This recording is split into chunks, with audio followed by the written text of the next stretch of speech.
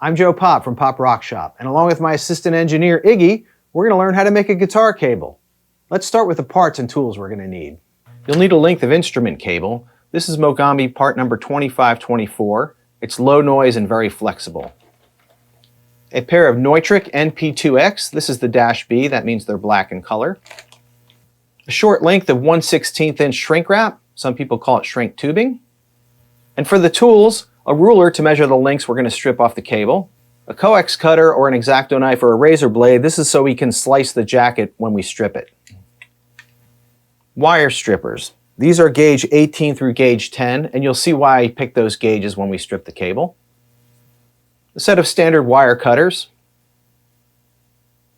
a heat gun to heat the shrink wrap, a multimeter with a continuity setting to test the cable when we're done, a pan of vise to hold the connector when we're soldering it. You can also use a third hand or even a pair of vice grips. And finally, a soldering iron and some rosin core solder.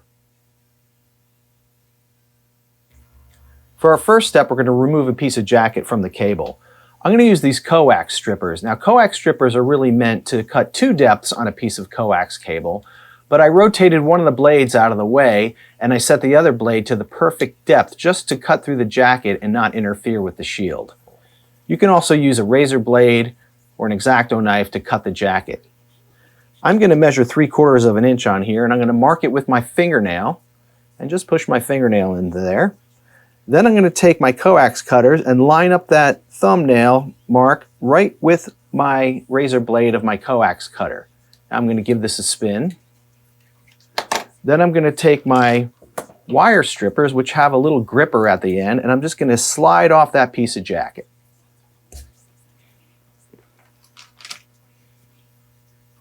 Next, I'm going to unspiral the shield.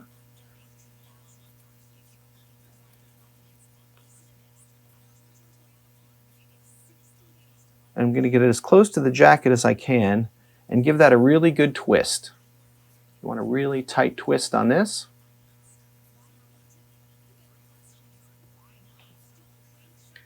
You'll notice this black material covering the center conductor of the wire. That needs to be removed because it could interfere with the performance of the cable. So I'm going to use my 10 gauge on my wire strippers, and I'm going to give that a few pinches and spin around, and I'm going to strip that off of there. And now you'll notice we have a clear jacket on the center conductor of the cable, and we're going to just strip off 1/8 inch of that. So I'm going to use my ruler to eyeball that, and I'm going to take the 16 gauge of my wire strippers and then pinch down and just pull off that piece. And now you can see that we have a stripped center conductor, and the shield of the cable is also stripped. So to further prep this cable, we need to cut some of the length of the shield off. And I can look at the connector, and if I lay the center conductor into the tip conductor on the connector, you can see that the shield is really too long, and if I solder it, it might interfere with the center conductor. So we want to trim the shield of the cable back, and I usually trim this just past where I stripped the center conductor of the cable. So right about here. And I'm going to go ahead and trim that off, and I'm going to give it another twist.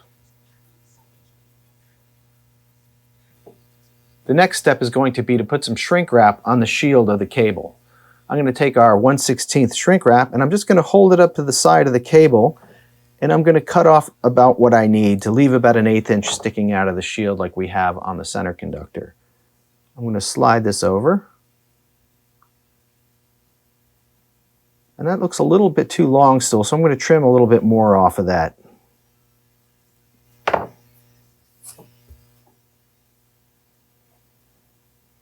And that's looking pretty good. Now I'm just going to hit that with my heat gun to shrink the shrink wrap onto the cable. Make sure your hand is out of the way so you don't burn yourself.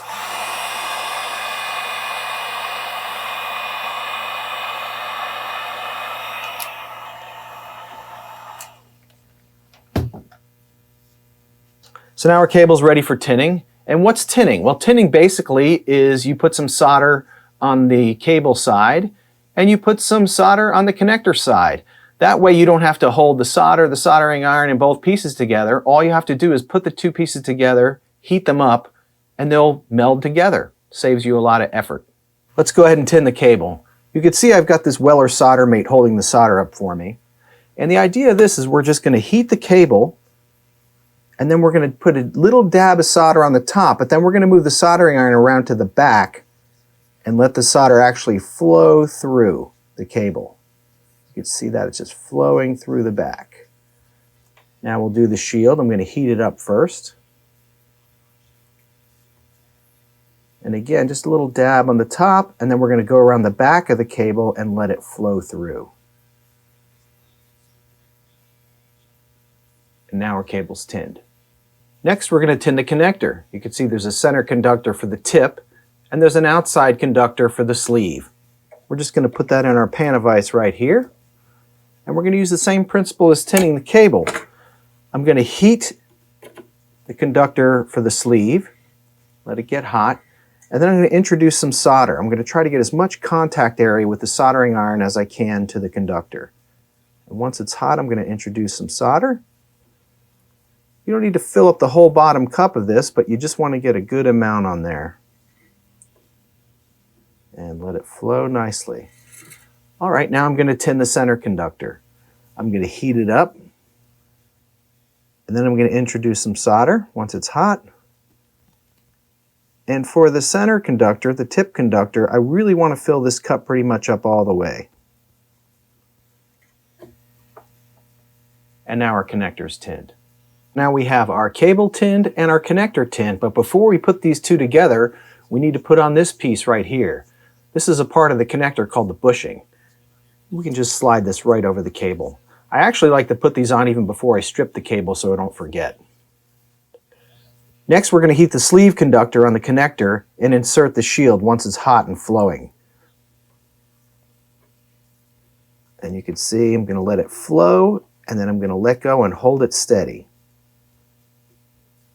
And once that's cooled off a little bit, I'm going to go ahead and put my center conductor on my cable and put that to the tip conductor on the connector. I'm going to heat the connector side, and I'm just going to push that in. And then again, I'm going to hold it steady. The solder is a little rough. We'll heat that up a little bit. I'm going to hold that steady. And now our connector's soldered on. Now let's assemble our connector. We have our bushing, remember, that we put on before we soldered it. We have a strain relief and we have a barrel. First, we're going to look at the strain relief. And if you look at this, there's a small extra piece on the end that's for smaller diameter cable. We're using a thicker guitar cable, so we're going to go ahead and trim that off.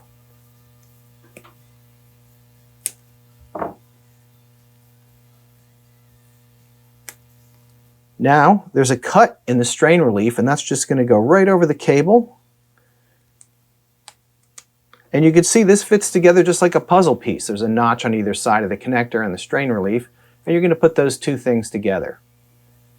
Now, taking the barrel, the threaded side goes down over the cable, and you're just going to push that threaded side down over of the barrel. Then you're going to bring the bushing up and mate it to the barrel and twist it as tight as you can. All right, repeat the same process for the other side, and then we'll move on to testing. So to test our cable, we're going to set our multimeter to the continuity setting. And what that does is it's going to check to make sure one end goes to the other, and we can test that by putting the two leads together to make sure it's working. You'll hear a beep, and then you know the continuity is operating. Now to test the cable, we just put the connectors into the pan of ice. Doesn't have to be too tight. And then we'll take our leads from the multimeter and we'll check tip to tip. You should have continuity. And we'll check sleeve to sleeve. You should have continuity there too. You should not have continuity between the tip and the sleeve. That means the cable's shorted. If you do find there's conductivity between the tip and the sleeve, you need to check to make sure your tip conductor and your sleeve conductor have no solder in between them. It's pretty close here, so sometimes solder can fall on there, and then you'll have a shorted cable and it won't work. So the final test for our guitar cable is to actually plug it through an amplifier. I've got the cable plugged into my Telecaster and into my Popp Rock Shop JEP50. Before we play any notes though, let's turn up the volume and wiggle the cable to make sure there's no crackles or hums or pops. Sounds good. Let's hear what the guitar sounds like now.